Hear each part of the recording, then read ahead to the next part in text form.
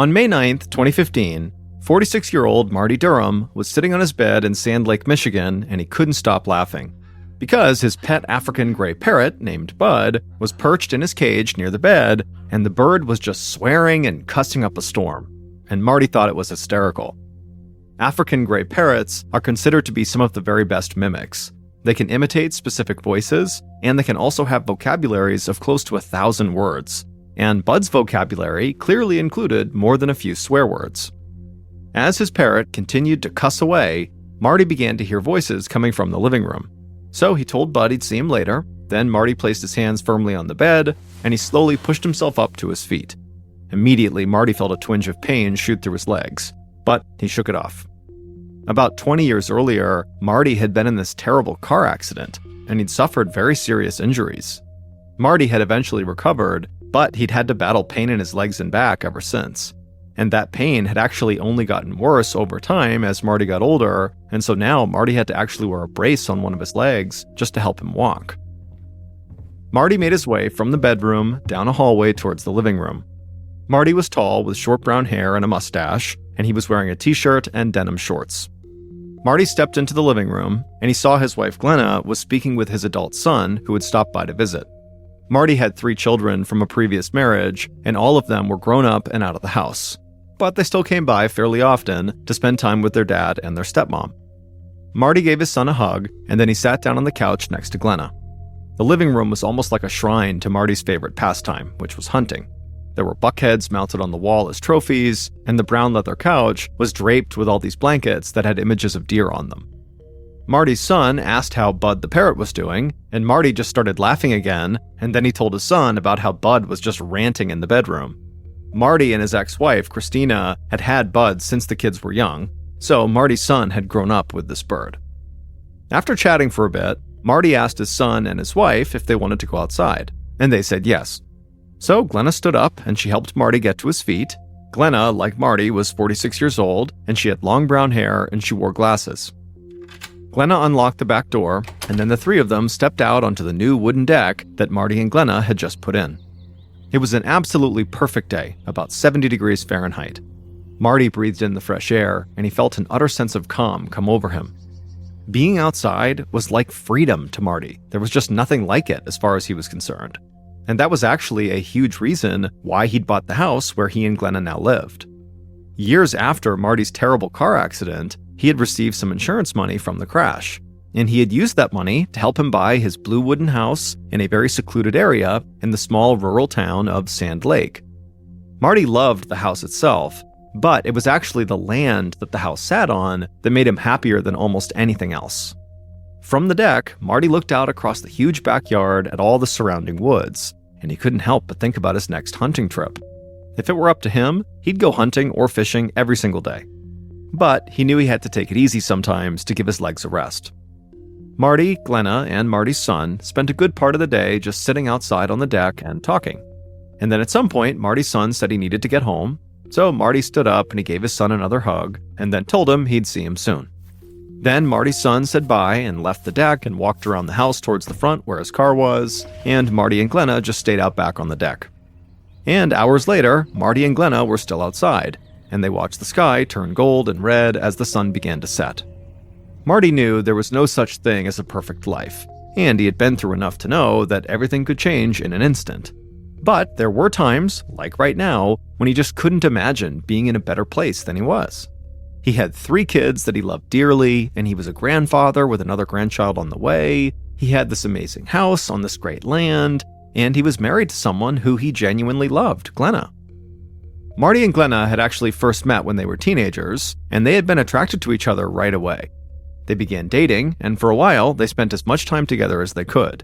Both Marty and Glenna had a shared love of nature, so they were always out and about walking around in the forest and going on long walks together, and they also spent a lot of time together hanging out with friends in town. But then, to the shock of a lot of their friends, Marty and Glenna had broken up and gone their separate ways. And not long after they had broken up, they both got married to other people. Marty married Christina, his first wife, and they had 3 kids together and their pet parrot Bud, and for years they had a pretty happy life together. And Glenna had gotten married and had kids of her own too. After Marty's car accident, Christina, his first wife, helped him a lot during his recovery. But their relationship started to become strained over time, and they ended up getting divorced about 5 years after Marty's wreck. Then Marty had moved out, bought the blue wooden house on the amazing land, and continued to raise his kids. It turned out that Glenna had also gotten a divorce, and Marty and Glenna, who had almost been inseparable as teenagers, ultimately reconnected and rekindled their relationship. Glenna had moved back in with Marty back in 2001, and a few years later, they had gotten married. Some of their friends thought it seemed like no time had passed at all, like somehow Marty and Glenna were the exact same together as they had been when they were kids. They could still just sit down and talk for hours at a time and not get bored, and they still love spending loads of time outdoors together. On the backyard deck, Marty and Glenna watched the last rays of sun disappear and then went inside the house. Glenna went to the kitchen to get dinner ready, and Marty headed to the bedroom. On the way to the bedroom, he checked the front door to make sure it was locked. Marty had always been someone who was very cautious, and so he liked to keep all the doors locked and deadbolted even when he and Glenna were home during the day. Some of that precaution was really just because that was Marty's nature, but it was also because Marty knew he kept several hunting weapons and handguns in the house, so if someone did come into the home, he knew things could turn violent very quickly. And even though they did live in a pretty secluded area, there was a road not too far from them, so people did pass by them, and Marty just didn't want to take any chances. Marty walked into his bedroom, and he saw Bud the parrot bobbing back and forth on his perch. Then Marty stepped into the bathroom, and he took a prescription pain pill out of a bottle on the counter, and he washed the pill down with water from the sink. Marty took a deep breath, went back into the bedroom, and sat down on the bed. Marty didn't usually take as many pain pills as were prescribed to him for a day, but sometimes in the evening, his leg pain got a lot worse, and the pills really helped. But even with the big inconvenience of chronic pain and some of the other issues his car accident had caused over the years, Marty still tried hard not to dwell on the past. And as he sat there waiting for his pain meds to kick in, he smiled because he was thankful for what he had. A great family, a house he loved, and a foul-mouthed talking bird who could always make him laugh.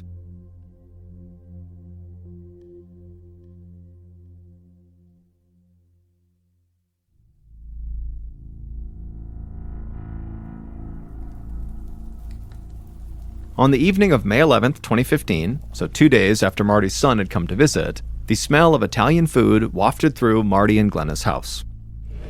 Marty walked into the kitchen and sat down at the table. Then Glenna came over and put down a plate of spaghetti and garlic bread in front of him, and then she also put another plate down for herself, and she sat down across from Marty. As they ate dinner, Marty talked about wanting to plan a trip with some friends to go hunting wild boar and ram. Those types of hunting trips were far more complicated to coordinate than deer hunting trips in this area. And the pain in Marty's legs often made it very difficult for him to drive, which might make the trip even more complicated. Still, Marty was excited to try to put the trip together, and Glenna didn't have any objections. She often drove Marty to his doctor's appointments or other important places he had to go, and so they could figure something out for the hunting trip if they needed to. After dinner, Glenna picked up the plates and left them on the counter in the kitchen. Then Marty and Glenna went to the living room and watched TV for a couple of hours. Finally, just after midnight, Marty was tired, so he said goodnight to Glenna, he got up, and he went to their bedroom. Glenna told him she was going to stay up a bit longer and look at her phone. Once he was in the bedroom, Marty undressed and got into bed. He then said goodnight to Bud the parrot, then flipped off the light and went to sleep. But hours later, at about 5 a.m., Marty suddenly woke up feeling really startled. He heard his closet door open, and then he heard shouting. And then Bud the parrot began squawking from his perch, and Marty was just so confused he had no idea what was going on.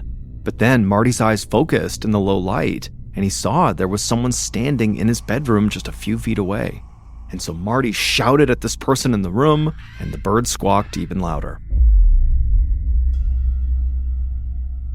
Over 24 hours later, so on May 13th, Marty and Glenna's neighbor watched smoke rising into the air not far from her house. Then the neighbor heard the screams of sirens and saw a fire truck barreling down her road. The neighbor was very worried about Marty and Glenna. She had texted both of them several times the day before, but neither of them had responded, and this just was not like them.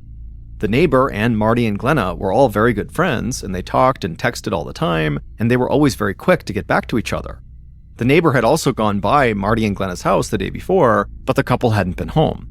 And so now that this neighbor is seeing fire trucks come bombing down her road and she's seeing smoke in the air, naturally she worried that the fire might be coming from Marty and Glenna's house. And so the neighbor just ran outside and began running down the street towards Marty and Glenna's house. And as she ran down the road, she saw the fire trucks up ahead coming to a stop and the firefighters jumping down off the truck to get the hoses ready to put out the fire. But as the neighbor went down the road, she realized that it was actually a small fire that was not on Marty and Glenna's property. Their house was not on fire. And so the neighbor was totally relieved, but since the neighbor was already outside, they decided they would just go to Marty and Glenna's house to see if maybe they were home now. But when the neighbor crossed Marty and Glenna's huge front yard and arrived on their front porch and knocked on the door, there was no answer. The neighbor thought about leaving, but she just couldn't shake this feeling that something was wrong with Marty and Glenna. So the neighbor just reached down and grabbed the doorknob and tried to turn it, and shockingly, the doorknob turned because the door was unlocked. And this really frightened the neighbor. She knew how much Marty liked to keep all the doors locked and deadbolted basically all the time. The neighbor cautiously opened up the door and then stepped inside the house and then began calling out to Marty and Glenna. But the house was silent. So the neighbor turned the corner and walked into the living room, and when she did, it was like her heart skipped a beat, because the place was a total wreck. A lamp had been tipped over and knocked off a table, and there were papers and trash scattered all across the floor. Then the neighbor heard the parrot, Bud, begin to squawk in Marty and Glenna's bedroom. So the neighbor walked down the hallway to the bedroom, and they stepped inside, and Bud, who was in the back cage, squawked louder and louder, and the neighbor just kind of looked around the bedroom, and at first it just looked like a normal bedroom, except for the fact that all the blankets from the bed were basically piled on the ground right in front of the door. So the neighbor stepped over those blankets and began walking towards the back of the bedroom to see what was next to the bed, and when she saw what was on the ground next to the bed, the neighbor just froze. Because there, next to the bed on the ground, was Marty, in his underwear, with his face and chest covered in blood. The neighbor was totally shocked, and they turned to run out of the room, but as soon as she turned, she looked down and realized now from her vantage point, she could see that actually Glenna was inside of those blankets that she had stepped over when she first came in. And now the neighbor was seeing Glenna's face, and Glenna's skin was pale and her hair was matted down with blood. And the neighbor just screamed and jumped over Glenna and ran out of that house and then screamed for all the firefighters who were right nearby putting out that small fire. And one of the firefighters saw the neighbor and rushed over to her, and after she explained what she just found in her friend's house, the firefighter motioned for two of the first responders, and then the three of them ran into Marty and Glenna's house. And then as soon as they walked into the bedroom and actually saw Marty and Glenna on the ground, the first responders knew they were dealing with a crime scene.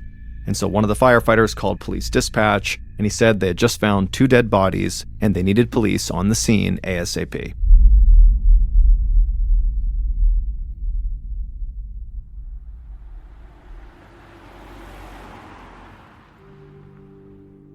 About 2 hours later, at around 5:30 p.m., Sergeant Gary Wilson of the Michigan State Police arrived in front of Marty and Glenna's house. Sergeant Wilson saw an ambulance and a fire truck nearby, and there were multiple firefighters, paramedics, and state troopers standing outside the house. Sergeant Wilson got out of his car and walked over to one of the firefighters. The firefighter explained that they had to put out a small fire in the area, but then this woman had come running out of Marty and Glenna's house screaming for help. The firefighter said, once they had seen what was inside of the house, members of the fire department and other first responders were instructed to stay outside until police arrived, because it was believed the house was now a crime scene. Now, Sergeant Wilson had been told all of this already by police dispatch. He also had been told that he was very likely responding to a double suicide. But when Wilson approached the house, one of the state troopers went over to meet him, and that trooper believed there was a strong chance they were actually dealing with a double homicide, not double suicide. Wilson followed the trooper inside the house to the bedroom. And when Wilson saw Marty on the floor, he was also pretty sure the man had not killed himself. Marty had multiple gunshot wounds, and there was no weapon nearby. Then Wilson stepped over to the pile of blankets on the floor to get a better look at Glenna's body, but when he crouched down on one knee and leaned in closer to her, he heard a loud gasp. Glenna's eyes opened, and then she screamed. Wilson stood and stumbled back a few steps. He was in shock. but he quickly called for a paramedic and kept shouting over and over again that she's alive, guys, get in here. Paramedics rushed into the bedroom and began working to get Glenna oxygen. Then they put her on a stretcher, wheeled her outside, and got her into the ambulance. As the ambulance sped away to the hospital, Wilson stood in Glenna and Marty's bedroom, trying to recover from the shock of what had just happened.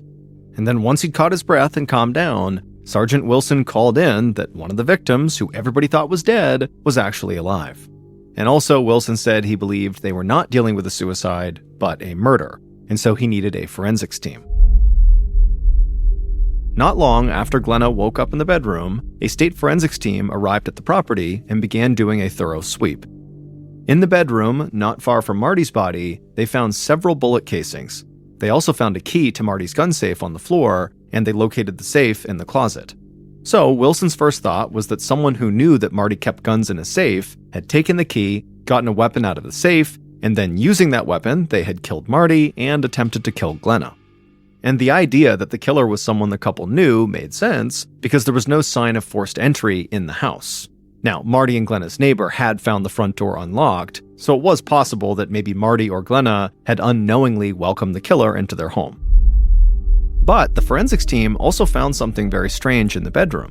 Marty had died while clutching a patch of hair in his right hand, so they would need to run DNA tests to see if the hair matched Marty's or if it belonged to someone else, like maybe his killer.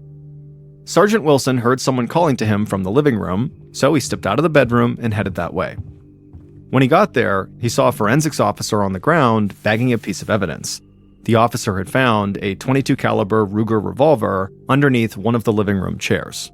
Sergeant Wilson knew they would have to wait for ballistics testing to see if this revolver really was the murder weapon, but Wilson already had a strong feeling that very likely this was the murder weapon. And he was almost positive that that gun must have come out of Marty's safe. After several hours in the house, Wilson felt like he still had a lot of questions to answer, so he called the hospital in hopes that Glenna was now in stable condition and able to talk to him about who had shot her and her husband. But doctors would tell him that Glenna, unfortunately, was still very much recovering from her wound and not really in a good position to talk to him, at least not yet. So Sergeant Wilson decided if he couldn't talk to Marty's wife, then he would just start his investigation with other members of Marty's family, his kids. On May 14th, so a day after Marty's body had been discovered, Marty's two sons and his daughter climbed under the crime scene tape outside of Marty's house and approached the front door. They all stood at the door, still in total shock. How could this place that had made them so happy over the years now be just a violent crime scene? It just didn't make sense to them. The siblings entered the house. They were there to pick up Bud the parrot so they could bring him back to their mother, Marty's ex-wife, Christina. But before they actually made it to the bedroom to grab Bud, they were all stunned by the mess in the living room. Their dad and their stepmother had always kept the house very neat and tidy, so it didn't even look like the same place. Then something caught their attention.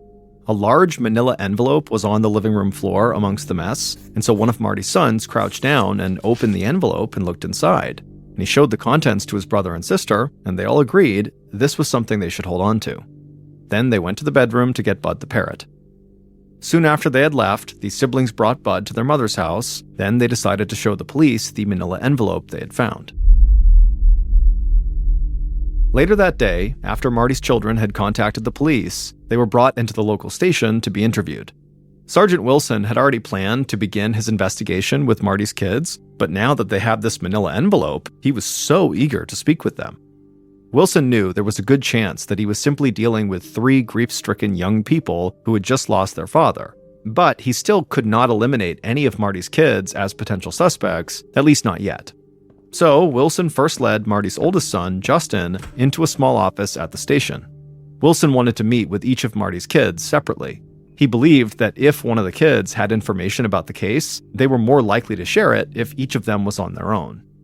In the office, Wilson told Justin they were not accusing him of anything. They just wanted to talk to him to see if he had any information that could help with their investigation.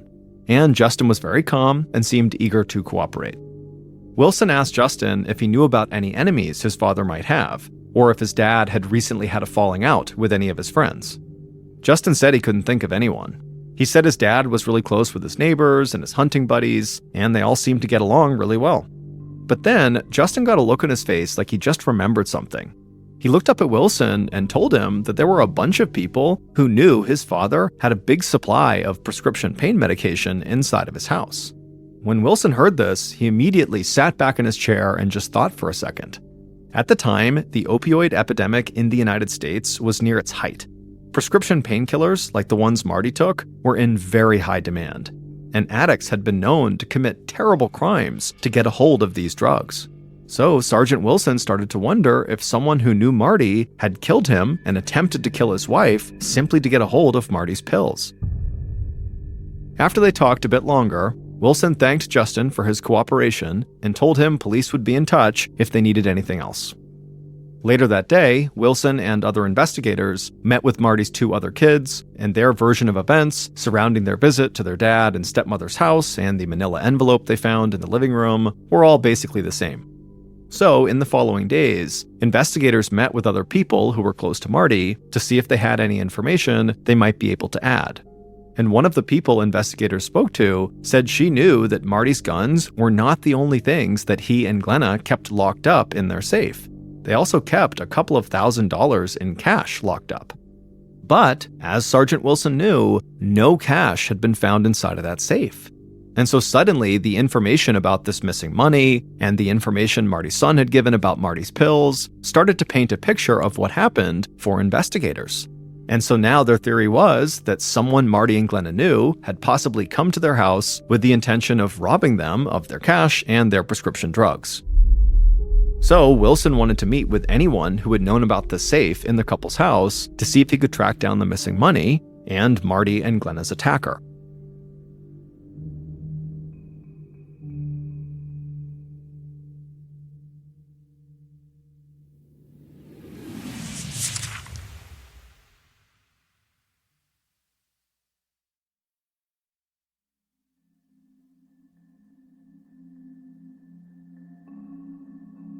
It had only been about a week since the attack, but Sergeant Wilson and the rest of his team were already getting frustrated. They felt like they had all these puzzle pieces right in front of them, but none of the pieces seemed to connect. There was the missing money from the safe, there was that manila envelope that Marty's kids had found in the living room, and there was the potential that somebody had wanted to steal Marty's prescription pain pills. But as investigators spoke to just about anybody who had any connection to Marty and Glenna, they couldn't find any evidence that sort of pointed to a particular person, a primary suspect, and they still had no leads on the missing money. Wilson had desperately hoped that Glenna would be able to provide the missing pieces that would make the puzzle kind of come together, but she was still recovering in the hospital, and so for now, an interview was still not possible. But when the investigation began to look like it was genuinely running into a dead end and might go cold, Michigan State Trooper Barry Wolf took a phone call at his desk. Wolf, like other members of the investigative team, had been worried about the lack of progress they were making.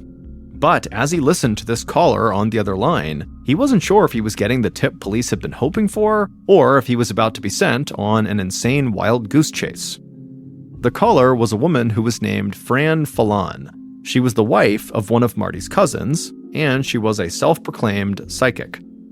On the phone, Fran told Officer Wolf that she had received important information about Marty's murder during a psychic reading, and she'd like to share this information with the police. And so Wolf told Fran he'd be right over to see her.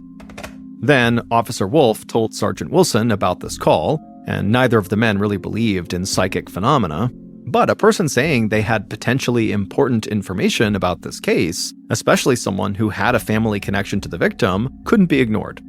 So after speaking to Wilson, Wolf left the building, got into his cruiser, and went to meet Fran at her house to see what her supposed visions had shown her. When Wolf arrived, he found Fran sitting on her back porch, and she motioned for him to join her. Wolf introduced himself, thanked Fran for contacting him, and then took a seat next to her. Fran spoke in a low but very confident voice. She knew some people thought she was crazy or just making things up, but she trusted her psychic gifts, and she felt like the police should trust them too. Fran reached down beside her and took a small notebook out of a folder. She told Wolf that she had written down information she'd received during a recent psychic vision. Then she flipped open the notebook and began reading. Fran told Wolf that it was important for police to look under the couch or the love seat in Marty and Glenna's living room. Then Fran looked up and stared directly into Wolf's eyes and told him that Marty's right hand was also going to be very important to the investigation.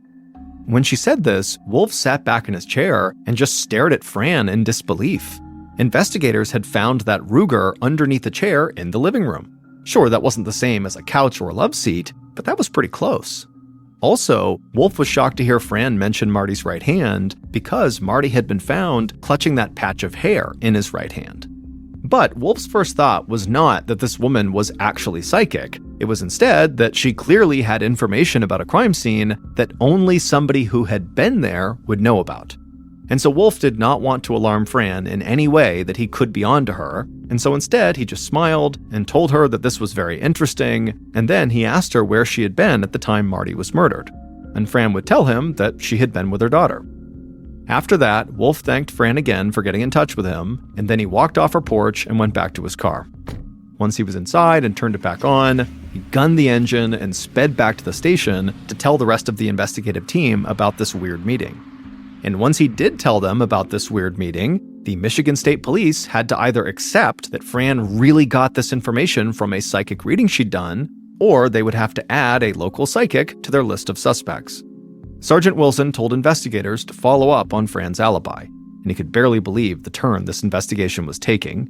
But it wouldn't be long before Wilson realized having a psychic involved was not remotely the weirdest thing about this case. In October of 2015, so almost 5 months after the attack that left Marty dead, Sergeant Wilson finally got the call he'd been waiting for. Glenna had been released from the hospital, and she was now able to speak with police. Investigators had spent the last few months searching for that lost money and looking into the psychic's background, and they had come up empty. They had potential suspects, but none of them seemed all that viable. But now, Wilson would be able to talk to someone who was literally there when the attack happened, Glenna, and he hoped she'd be able to clear up a lot of the questions that he and his team still had. Glenna met with Wilson at the police station, and after they made it into the interview room, Wilson asked her, what do you remember about the day that you and your husband were attacked? And immediately, when Glenna began to talk, Wilson knew he was not going to get the clear-cut evidence he had been hoping for.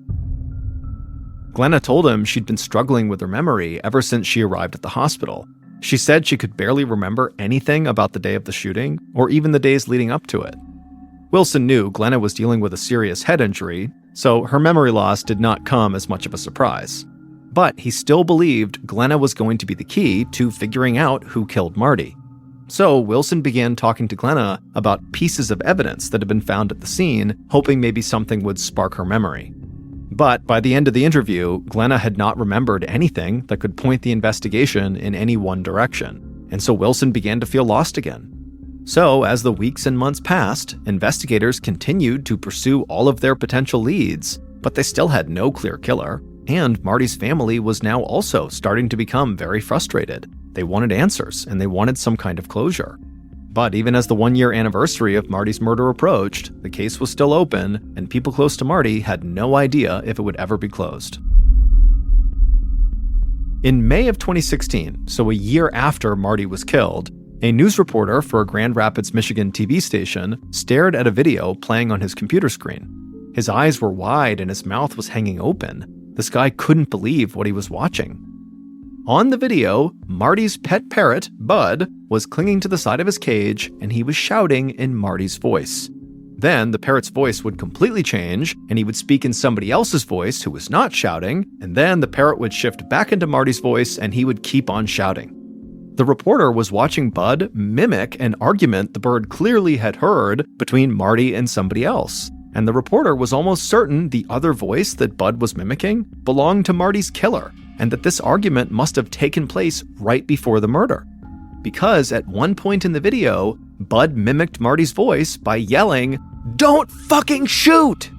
The reporter watched the entire video, and then when it was done, he watched it again. And afterwards, he knew it had to be aired. The news station contacted Marty's first wife, Christina, who had gotten Bud back after Marty was killed. Christina told producers at the station that she was the one who had shot that video about a month after Marty's murder, but she had only told people who were close to her about it. She had never intended for it to make the news. But around the year anniversary of Marty's death, Marty's parents had done a follow-up interview with a local TV station, and during that interview, the video of Bud the Parrot screaming "Don't fucking shoot" had come up, and eventually that video of Bud was shown to the local news crew. And then somehow, the video made its way to the much larger TV station in Grand Rapids. And not long after that, the Grand Rapids TV station played Bud's video on the news, and soon the story got picked up all over the world. Suddenly, Bud the Parrot seemed like a hero. He was like a key witness to an unsolved murder, and everyone believed he was going to be the key to solving the case. The worldwide attention Bud's video brought to Marty's murder might have put added pressure on the investigative team, but police insisted that the Parrot video did not change the way they were pursuing the case. Then, in June, a month after Bud's video appeared on TV, investigators announced they had actually made an arrest in Marty's murder case. Police maintained that Bud the Parrot's supposed eyewitness account of the murder had nothing to do with the arrest. It just so happened that at this time, they had finally figured out who took the money from Marty's safe, and soon after that, they had discovered a piece of evidence that broke the case wide open and led them to Marty's killer.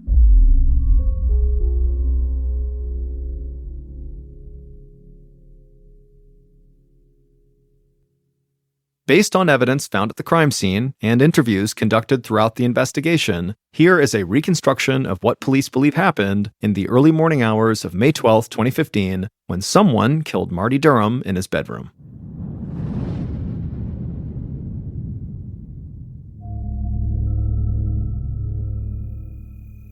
At 5 a.m. on May 12, 2015, the glow from the killer's phone lit their face as they walked down the hallway inside of Marty and Glenna's house. The killer was breathing heavily, and they were scared and nervous, but they managed to walk quietly towards the bedroom. Once they got there, the killer opened the bedroom door and stepped inside. The low light from the killer's phone provided enough illumination that the killer could see the African gray parrot in its cage. The killer quickly walked across the room to the closet, then they opened it up and used their phone light to locate the key to the large gun safe that was inside. Once they had the key, the killer held their breath and unlocked the safe. Tucked away amongst several hunting rifles, they found a loaded .22 caliber Ruger revolver. The killer grabbed the gun and stared at it in their hand for a second. Then they turned, stepped out of the closet, approached the bed, and just started yelling.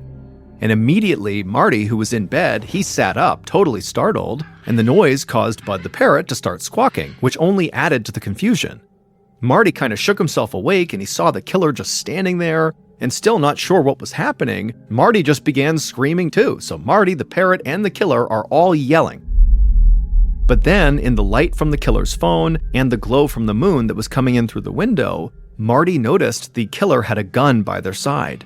And so Marty pulled himself up and out of bed, and right away he very likely felt that pain shooting through his legs and back, and at the same time Bud keeps squawking from his cage, and the killer kept shouting at Marty. I mean, it was absolutely chaos, but Marty was still hopeful he could maybe get out of there. And so Marty raised up his hands in a defensive position and tried to walk past the killer. The killer raised the gun and aimed it right at Marty's chest, and Marty screamed, "Don't fucking shoot!" But the killer fired. They fired 3 shots in rapid succession, hitting Marty in the chest again and again and again. Then the killer fired 2 more times, and those bullets struck Marty's forearm and his back as he fell. Marty collapsed on the floor, dead. And the killer just stood there, staring down at Marty's body. Then the killer took a deep breath, calmly walked out of the bedroom, and made their way towards the front door, and they unlocked it. Then the killer made their way to the living room, and they tipped a lamp off an end table onto the floor. Then they emptied a desk drawer and some shelves and made a total mess of the place. Then the killer just kind of stood there, scanning around their house, looking at what they had just done. So far, their plan had gone exactly the way they hoped, but the hardest part was yet to come. Finally, the killer took several deep breaths, doing their best to stay calm and steady. Then they raised their gun and placed the barrel behind their right ear, and they pulled the trigger. Immediately, blood began pouring out of the wound, and the room began to spin, but the killer kept their balance long enough to toss the gun under a nearby living room chair. Then the killer stumbled back into the bedroom and fell down onto the ground, and before they passed out, they grabbed a huge pile of blankets nearby and pulled them up and over their head. It would turn out Glenna had murdered Marty, and then obviously shot herself in the head. It turned out that Marty and Glenna's marriage had not been as perfect as some of their friends believed. Over the years, Glenna had racked up a huge amount of debt. She had lost about $75,000 gambling at nearby casinos, and as a result, she had stopped making mortgage payments on their house. But Marty never knew any of that. Not long before the murder, Glenna had learned that the house that Marty loved so much was now going into foreclosure, and so soon he would learn the truth and they would both be forced out. Early on in the investigation, police had actually learned about the pending foreclosure, and they'd discovered Glenna's gambling habit. So they started to think that Glenna had killed Marty and then tried to kill herself, seeing a murder-suicide as her only way out. And this murder-suicide theory was only bolstered when police looked inside of that manila envelope that Marty's kids had found when they went to Marty's house to get Bud. The manila envelope contained several letters that Glenna had written to her kids and to her ex-husband. In the letters, Glenna expressed how sorry she was and asked them to please take care of each other. Police believed those letters sounded like suicide notes. But in a case involving a psychic and a talking bird, nothing was ever as simple as it seemed. Because if it was a murder-suicide, why had thousands of dollars been taken from the safe? Why was the house completely wrecked? And why had the gun been hidden in the living room when Marty and Glenna were found in their bedroom? Those were questions investigators had to answer if they were ever going to determine what had really happened. Finally, investigators discovered who had taken the money from the safe because Marty's kids had come forward and admitted they took the cash when they went to collect Bud the parrot. Even though Marty's kids had taken the money, police still didn't consider them primary suspects. Instead, they thought Marty's kids were just young and foolish and had made a very bad decision. So, with the money from the safe now accounted for, investigators were able to rule it out as a motive for the murder. And the psychic's alibi eventually checked out, so the investigators crossed her off of their suspect list, but they would be left wondering how she seemed to know undisclosed details about the crime scene. DNA tests conducted on the hair found inside of Marty's hand also did not end up helping investigators. So all of this brought Sergeant Wilson and his team back to the possibility of a murder and failed suicide attempt committed by Glenna. But of course, there were still unanswered questions. It wasn't like they had found the gun in Glenna's hand. Then, in early summer of 2016, the media and the public latched onto that viral video of Bud the parrot saying, "Don't fucking shoot," and many claimed the other voice that Bud was speaking in sounded an awful lot like Glenna. But police continued to rely on more common investigative techniques to determine if Glenna was, in fact, the killer. They dug deep into Glenna's phone records and internet history, and when they had a clear picture of Glenna's online activity, they got the break in the case they had been looking for. It turned out that hours before Marty's murder, Glenna had been online researching various aspects of the .22 caliber Ruger revolver, the type of gun used to kill Marty. And some investigators believed Glenna had learned a lot more than just how to fire or reload the weapon. They thought she had found a way to shoot herself that would allow her to live and enable her to keep functioning even after she had pulled the trigger. In fact, a neurosurgeon would testify in court that the wounds found behind Glenna's ear were non-lethal, and that those wounds would not necessarily result in a loss of consciousness. This meant that Glenna could have shot herself in the head in the living room and then still managed to hide the gun, get back to the bedroom, and get into position under the blankets, all before she was found. So, as bizarre as this case had seemed at times, investigators believed they had solved the most important part of the puzzle, that Glenna had murdered Marty. Some people close to the case would continue to believe that the crime was still the result of Glenna's failed murder-suicide plan, meaning Glenna really did intend to end her life, but just didn't, because where she shot herself was non-lethal, even though Glenna denied the letters she had written to her family were suicide notes. Others believed there were even darker motives at play, and that Glenna murdered Marty, then tried to make it look like a robbery, and then also tried to make herself look like a victim too, so they didn't believe suicide was ever part of Glenna's plan, that she definitely did try to intentionally shoot the part of her head that wouldn't kill her. This was all a big con. But it's not clear what Glenna's motives were for doing this. Like, what did she stand to gain by killing her husband and framing this whole thing? It just didn't make any sense. But regardless of what the actual reason was for why Glenna did what she did, by the summer of 2016, police had enough evidence to arrest her. Glenna was ultimately convicted of first-degree murder and sentenced to life in prison without the possibility of parole. As of 2019, Bud the parrot was living with Marty's first wife, Christina, and a fellow African gray parrot named Ozzy. Christina said the two birds have become best friends. On August 23, 1995, 31-year-old Donna Winger stepped out of the air-conditioned baggage claim exit of the St. Louis airport to look for the van that would take her back to her home in Springfield, Illinois. Next to Donna was a cart carrying all of her luggage. Slung over her forearm was the carrying handle of a child's car seat, and sleeping inside of it was Donna's 3-month-old daughter, Bailey.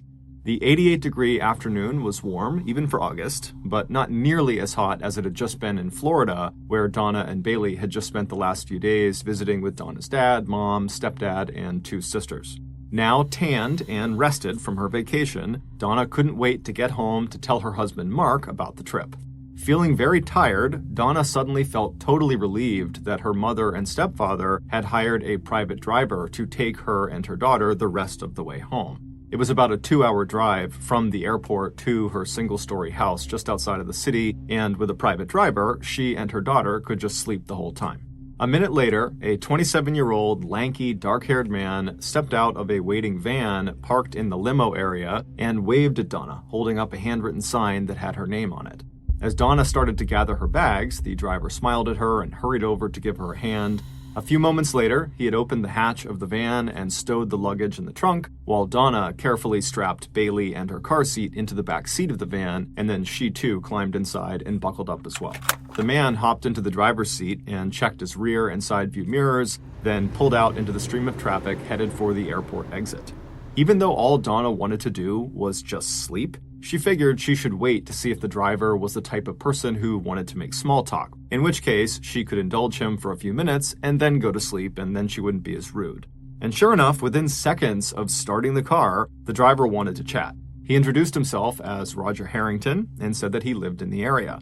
The man seemed nice enough, and for a few minutes they chatted about the weather in Springfield and how it was hotter than usual for August. Then Roger complimented Donna on her tan, to which she kind of laughed off and said she'd just spent the last few days sitting by a pool and probably was more sunburned than tanned. Eventually, Donna's responses got shorter and shorter as she was trying to give the man a hint that she just kind of wanted to be left alone. But he wasn't taking the hint. He just kept on asking her question after question, and eventually, the questions became very inappropriate. He started asking her about her sex life and whether she liked orgies and whether she wanted to come to one of his sex parties. All the while, he'd be looking into the rearview mirror to try to make eye contact with her. Donna felt totally creeped out and began tucking herself into the corner of her seat to try to get out of the view of his mirror. Finally, Donna just told Roger that she did not want to talk to him anymore, that her daughter was asleep and she didn't want their voices to wake her up, but Roger, again, did not take the hint. Instead, his questions and remarks got more and more sexually inappropriate and explicit, and his driving became faster and more erratic. And then he started talking about the voices he heard in his head, like the one belonging to an entity he called Dom that apparently told him to do bad things, and lately Dom had been telling Roger to hurt people. By the time Roger pulled onto Donna's street, Donna was panicking and just praying that he didn't try to hurt her or her child. And so when he pulled up in front of her house, Donna hopped out of the car, grabbed her daughter, and practically ran her into the house. And then she went back outside, and without even looking up at Roger, she just grabbed all of her things and then rushed back inside the house. With her front door shut and locked, Donna looked through the peephole of the door and watched with relief as Roger climbed into his van and drove off. At this point, Donna's husband, Mark, who was an average-sized guy with glasses and dark hair that had begun to thin, he had come into the room. He had been downstairs in their basement using their treadmill. And he was about to ask how the Florida trip went, but he could tell right away that his wife was very upset about something, and so he asked her, what's going on? It would take her a minute to compose herself, but Donna began explaining her car ride and how awful it had been and how she really had been in fear for her life.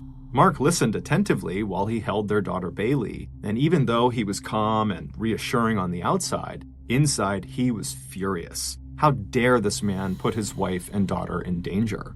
So at some point toward the end of her explanation of what happened, Mark told Donna to just write down an account of exactly what happened on the drive so that they could use it later on if they decided to file a complaint. Donna agreed that that was a good idea, and so she stepped away and jotted some notes down on some paper, and then she stuck those notes to the refrigerator door with a magnet. Then after that, even though both of them were still upset about the whole driver thing, they shifted their focus to their daughter, who was now rolling around on the ground, smiling and cooing. And before long, the couple was down there with her, laughing and goofing around.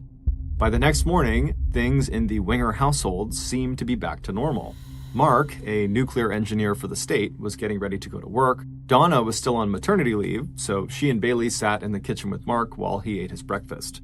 Married for 6 years, the only source of tension in the Winger household had been Donna's heartbreak years ago when she found out that she could not have children of her own. But the couple got over it, and Mark and Donna filled their lives with family and friends. They were as openly affectionate with each other as they had been when they first got married in 1986. They were very active in their synagogue and were part of its tightly knit Jewish community. The pair complemented each other beautifully. Mark was soft-spoken but had a great sense of humor, and Donna was outgoing with a smile that could light up the room. Everybody loved them. And in June of that year, just 3 months before Donna's trip to Florida, the couple got some amazing news. A teenage mother in the hospital where Donna worked as an operating room medical technician had just had a baby and wanted to place the infant for adoption.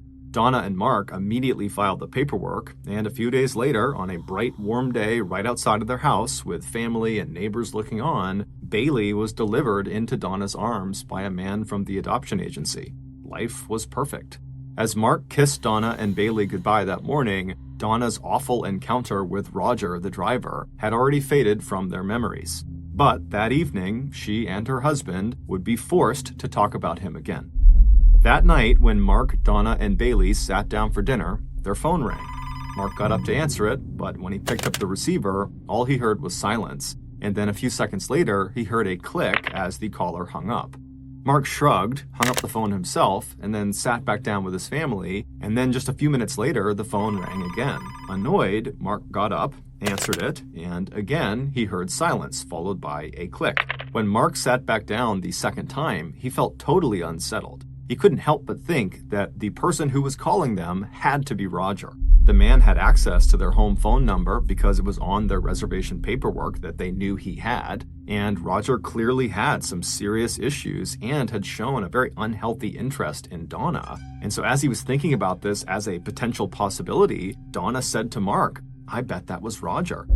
Even though the phone did not ring again that night, the Wingers remained on edge and triple-checked their locks that night before they went to bed. And then the next morning, when Mark got up, he immediately called Roger's employer, Bootheel Area Rapid Transportation Company, or BART for short, and he filed a formal complaint about how inappropriate Roger had been during the car ride with his wife and his daughter. Mark also told the company that he believed Roger was behind the 2 anonymous hang-up calls he received the night before. The company said they would look into it, and sure enough, later that day, they called Mark back to apologize for Roger's behavior during the car ride, and they told Mark that, as a result, they had given Roger a 6-month suspension.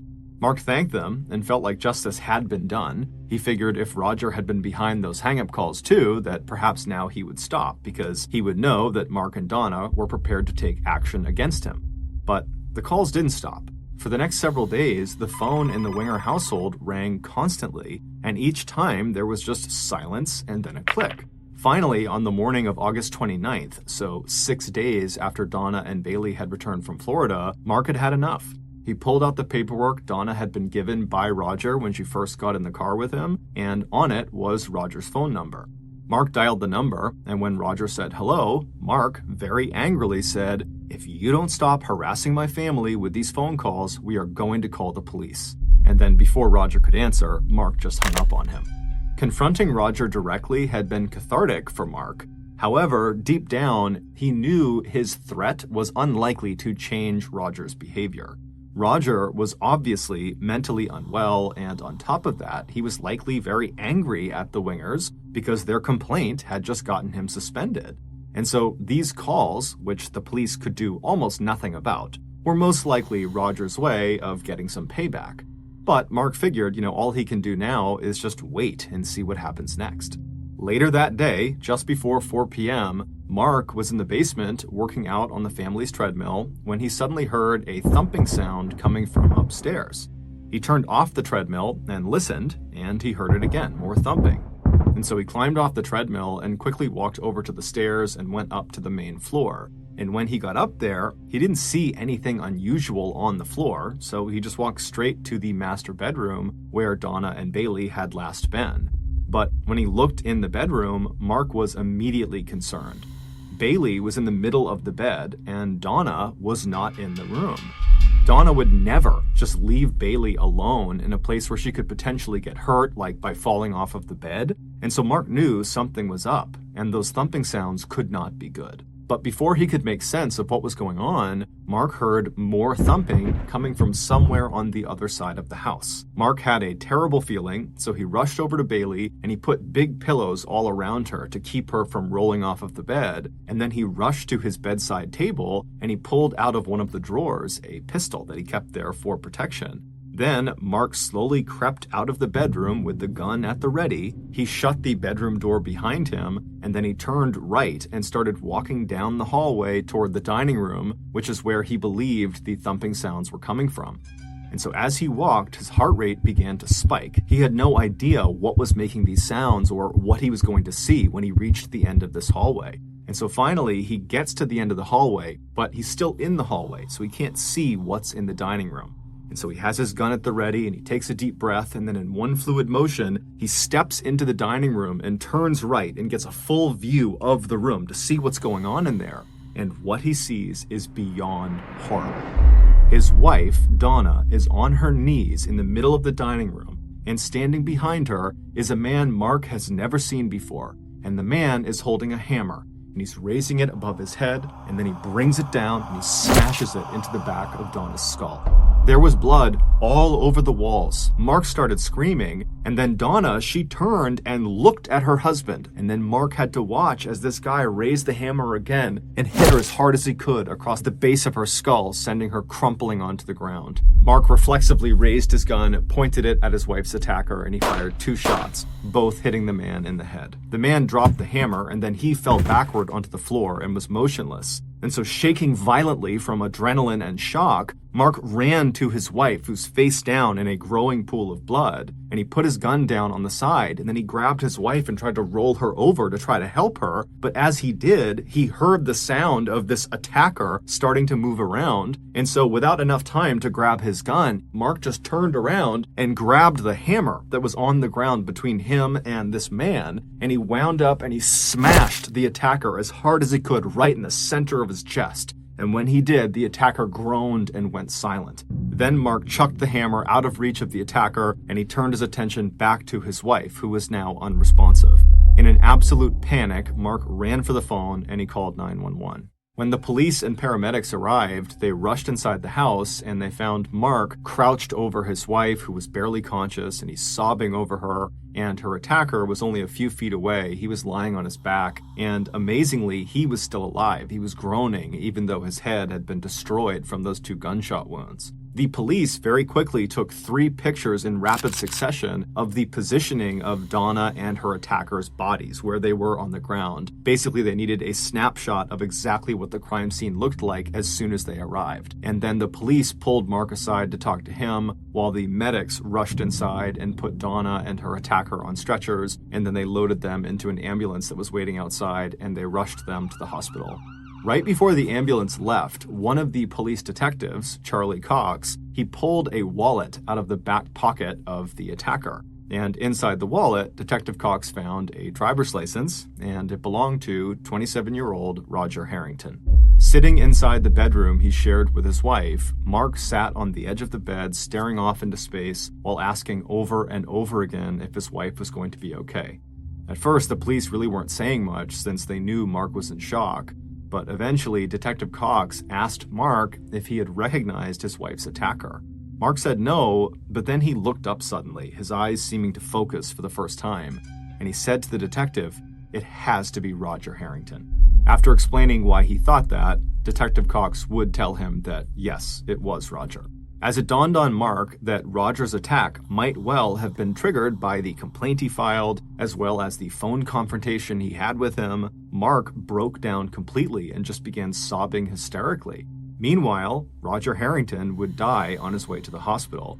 As for Donna, she would die too, just 40 minutes after arriving at the emergency room. It turned out that Roger Harrington was already known to area police. He had been a psychiatric patient at a local treatment facility. Although he did not have a criminal history, Detective Cox himself had once had to respond to a domestic dispute between Roger and his then wife. And in addition to Mark's report of the harassing phone calls and his complaint to Roger's employer, the detectives had also discovered Donna's handwritten note on the fridge that detailed exactly what this guy had done in the car ride with her just 6 days earlier. It all added up to a tragic pattern of obsession and violence. Losing his job had apparently been the last straw. Roger Harrington had snapped. And now Donna Winger was dead. Her baby was again motherless, and Mark's life was shattered. Over the next several months, Donna's family would all take turns flying from Florida to Springfield to help Mark take care of Bailey while he tried to put his life back together. Not only was the extended family devastated by their own loss, they were also horrified by what Mark must have gone through, what he had seen, and what he had been forced to do. And it was obviously taking a toll on him because he had begun drinking heavily. Finally, Donna's mother just stepped in and told Mark, look, you really need to go out and hire a nanny who can come in and live with you guys and take care of Bailey, kind of help you get back on your feet again. And so with the encouragement and assistance of Donna's mother, Mark Wood put an ad out for a live-in nanny. And at the start of 1996, he hired 23-year-old Rebecca Simic, a recent college graduate who had always wanted to work with children and who felt sure she could help fix this broken family. About 4 months later, Donna's mother was hurt, but not totally surprised, when Mark called her to say that Rebecca was pregnant. But Donna's family really liked Rebecca. She was not only amazing with Bailey and with Mark, but she also was just very respectful of the situation she was in. And in many ways, she represented a way forward for Mark and for Bailey, and so Donna's family gave the couple their blessing.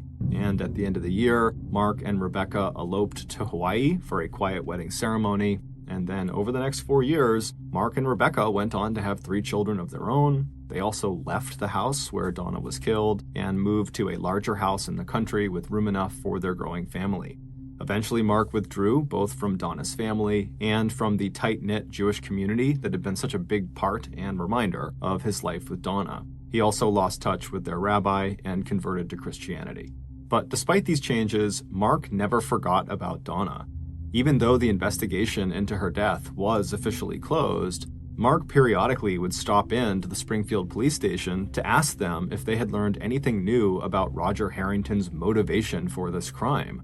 Mark knew that Roger was unhinged, but the attack just seemed so random. Roger had only met Donna a few days earlier. What could possibly drive him to kill her so quickly? Even though her attacker was dead, Mark felt determined to see to it that someone be held accountable for Donna's death. And so Mark filed a lawsuit against BART, the transportation company that had employed Roger.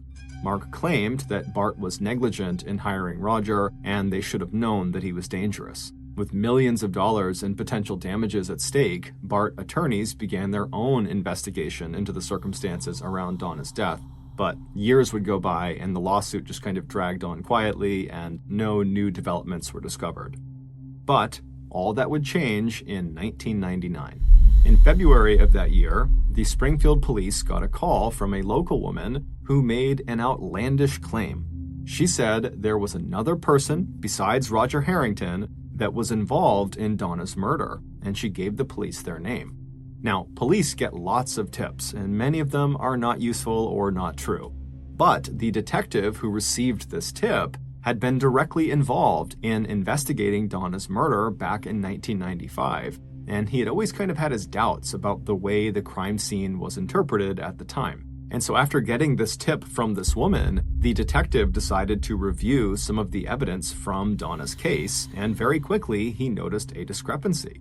Those 3 pictures that were taken by police right when they arrived on scene that showed in the same picture Donna and Roger, well, those pictures had just been slipped into the case file as an afterthought, and until that moment, no one had really looked at them closely. But now, thinking about the possibility of another person being involved in this murder, these 3 pictures took on a whole new meaning to this detective. These photos, along with the tip from this woman and later combined with evidence unearthed by Bart's investigators, would reopen the Donna Winger case. And eventually, after another 2 years of painstaking interviews and forensic examination, the police learned that there really was another person involved in Donna's murder, and there was much more to the story than they had originally thought. This is the full story of what happened to Donna Winger. At about 3:45 p.m. on August 29, 1995, so the day Donna died, Mark was in the basement on the treadmill when he heard a thumping sound coming from upstairs. After turning the treadmill off, he listened and heard the thumping again, and so he quickly walked over to the stairs and began heading up to the main floor. When he got up there, he looked around and he didn't see anyone or anything strange, but instead of going to the master bedroom to check on his wife and daughter like he had told police, Mark walked to the front door. The thumping he had heard downstairs was just the sound of someone knocking on the door. When he looked through the peephole of the front door, he saw a man in his mid-20s standing there. Mark opened the door, and then this young man introduced himself as Roger Harrington. Mark said hello and gestured for Roger to come inside of the house. Roger did and walked straight to the nearest table, which was in the dining room, and when he got there, he placed his cigarettes down on top of it, as well as his travel cup that contained some coffee, and then Roger turned around to face Mark. And when he did, he saw Mark was now holding a pistol out in front of him. Roger was so shocked he just froze and stood there, not saying or doing anything, and then Mark ordered Roger to turn around and get on his knees. And once Roger did this, Mark simply raised his gun and fired a single shot into the back of Roger's head. Hearing the gunshot, Donna, who was in the master bedroom with their daughter Bailey, she came running out to see what was going on, and when she got to the dining room where Roger was on the ground in this pool of blood, she saw him and had no idea what to make of it and just started crying and shaking and looking around wildly, wondering what was happening, and as she stood there, her husband, Mark, snuck up behind her with a hammer in his hand. His first blow struck her on the left side of her head. She never saw it coming. And then as she stumbled, she turned and tried to put her arms up over her head to protect herself, but it wasn't enough. Mark bludgeoned her skull over and over and over again while she screamed at him to stop. Eventually, after the 7th blow to her head, Donna crumpled onto the ground next to Roger. Once he was sure his wife was down for good, Mark picked up the phone and placed a hysterical call to 911. In the background, barely audible, you can hear a groan. It was Roger. At that point, Mark abruptly ends the call with the dispatcher saying his baby is crying and he has to go take care of her. But in reality, after he hung up the phone, Mark walked over to Roger, then just fired another shot into his head, this one going straight through his forehead. Then Mark picked up the bloody hammer and struck Roger one time as hard as he could in the chest. Mark knew the police would find his prints all over the hammer, so he needed a story for why that was. He would later tell police that as he tended to his wife, he thought he heard Roger moving toward them, at which point he didn't have time to grab his gun, and so he turned around and he grabbed the hammer that was on the ground, and he hit him that one time. With his wife's blood streaking his face and arms and soaking into his t-shirt, Mark attempted to rearrange the two bodies to make it look like Roger had been attacking Donna from behind when he was shot down. Then, right as he got the bodies basically the way he wanted them, he heard the sirens fast approaching, and so he got himself into position. When the police and medics rushed inside the house, they found Mark sobbing over his wife's nearly lifeless body. Mark had actually done a fairly good job of framing Roger for this murder. However, he had made a critical mistake, and those 3 photographs the police took of Roger and Donna's bodies right when they arrived on scene proved it. In those pictures, you can see that Roger is lying at an angle that was inconsistent with Mark's description of what happened. Basically, the way Roger's body was found, it would not have been possible for him to have been attacking Donna at the time he was shot, which meant Mark's story was a lie. It would turn out this whole murder had just been a crime of opportunity. The tipster who had called the police and suggested that another person had been involved in Donna's death was a woman named Deanne Schultz, and Deanne told them that she was Donna's best friend and that Donna's husband, Mark, was her killer. Deanne said she knew this because she had actually had an affair with Mark shortly before Donna's death, And apparently, it had been a very intense relationship where they had exchanged wedding bands and vowed to be together. And during this affair, Mark had started telling Deanne that life would be so much better for the two of them that they could finally be together for good if Donna just died. Deanne did not think he was serious and so never thought much of it. But it would turn out Mark was very serious. He just needed to figure out a way to kill his wife without getting caught. And so when Donna came home from Florida and talked about how inappropriate her driver Roger had been and how he had seemed totally crazy and dangerous, Mark realized he had found the perfect fall guy. He started framing Roger by complaining about him to his company and getting him suspended. And then as for those anonymous hang-up calls, the only person who ever answered the phone for them was Mark, and so most likely he fabricated those. Deanne said Mark believed if he could just find a way to get Roger to come inside of his house when Donna was home, Mark could pull this murder off. Investigators tracked down phone records that showed that Mark Winger had called Roger Harrington on the morning of Donna's death, August 29th. Roger's family corroborated that Roger had received a call from Mark that day, and that Mark had apparently asked Roger to come over to his house so they could resolve the complaint Mark had placed against him. And since Roger desperately needed his job back, he happily agreed to go, not realizing that Mark was luring him to his death. Deanne claimed that at the time, despite how specifically Mark was talking about this frame job, she still was not taking him seriously, which is why she didn't go to police about this. But after Donna's murder, Deanne knew Mark had done it. However, Mark had told her that she could never go to police because she knew too much, and if he went down, she would too. So she had stayed quiet and eventually broken up with Mark and moved on with her life. But 4 years after the murder, her conscience got the best of her, and so she contacted police. Deanne would receive immunity for her testimony. On June 5th, 2002, after a 3-week-long public trial in which he declared his innocence, Mark Winger was found guilty of first-degree murder in the deaths of Donna Winger and Roger Harrington. He was sentenced to life in prison without the possibility of parole. Immediately after Mark's conviction, his second wife, Rebecca, divorced him and changed her last name back to Simic. She packed Bailey and her other 3 children into her brother's car, and she relocated to Louisville, Kentucky. As of today, all 4 of the Simic children have grown into successful adults who have built careers in teaching, art, and business.